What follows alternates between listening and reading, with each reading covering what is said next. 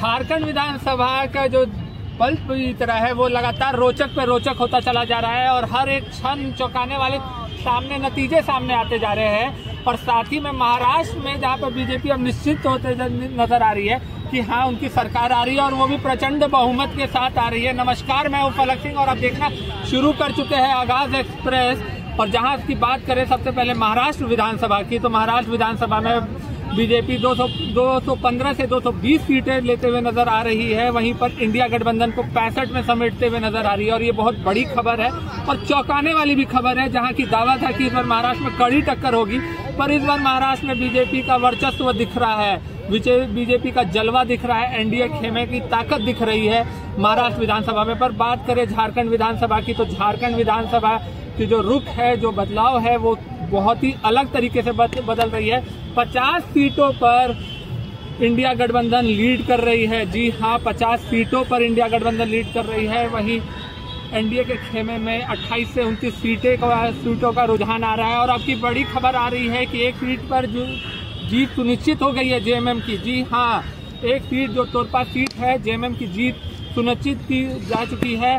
JMM प्रत्याशी ने अपनी विजय का परचम लहरा दिया है। हालांकि अभी घोषणा बाकी है, पर अभी ये बात माना जा रहा है कि तोरपा जो सीट है उस पर जीत जेएमएम की निश्चित हो चुकी है। अब बात करें कुछ और बड़े बड़े बदलाव की, तो हटिया सीट पर अभी पीछे चलते हुए नजर आ रही है बीजेपी। और सबसे बड़ा चौंकाने वाला खबर आ रहा है बोकारो से, जहां कांग्रेस लीड कर रही है। जी हाँ, बोकारो सीट जो कि बीजेपी का एक खासा गढ़ माना गया है, पर कांग्रेस लीड करते हुए नजर आ रही है। हजारीबाग वीआईपी सीटों में से आती है, वहां भी बीजेपी लीड कर रही है। पर चौंकाने वाली कुछ सीटें जहां पर है कि जहां पर सीता सोरेन पीछे चल रही है, वहीं पर आजसू के सुप्रीमो सुदेश महतो सिल्ली विधानसभा सीट से पीछे चल रहे हैं। जी हाँ, अमित महतो से, जेएमएम के अमित महतो से वो पीछे चल रहे हैं। तो क्या इस बार फिर से एक बार सुदेश महतो को अमित महतो से मुंह की खानी पड़ेगी? ये एक बहुत बड़ा सवाल है। आजसू पार्टी 10 सीटों पर चुनाव लड़ी थी, जिसमें से 6 ऐसी सीटें हैं, 6 से 7 ऐसी सीटें हैं जहां पर आजसू पार्टी अभी पीछे चल रही है। रामगढ़ सीट जो एक सुनिश्चित सीट है आजसू पार्टी की, उसमें फिलहाल अभी आजसू पार्टी की प्रत्याशी आगे चल रही है। पर अभी कहा जा रहा है कि कांटे की टक्कर बताई जा रही है। और वहीं पर जो चंपई सोरेन के जो बेटे हैं वो भी पीछे चल रहे हैं। जी हाँ, ये बड़ी खबर है और चौंकाने वाली खबर में से आती है कि चंपई सोरेन के बेटे जो पीछे चल रहे हैं। और जेएमएम के तरफ से एक तरफ से कहा जा रहा है कि एक बहुत बड़ी संख्या में मार्जिन में जीतने वाली है।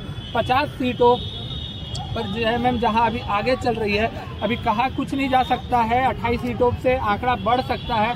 पर क्या ये आंकड़ा एनडीए के लिए तब्दील होकर के 41 का जो एक मैजिकल फिगर है उसे पार कर पाएगा कि नहीं कर पा सकता है, या कहीं कोई गड़बड़ी आती है, या किस तरीके से, या इंडिया गठबंधन जिस धाक से चुनावी मैदान में दिखाई नजर आ रहा है वो धाक बीतने वाले समय तक बरकरार रख पाता है, या फिर से बदलाव दिखेगा।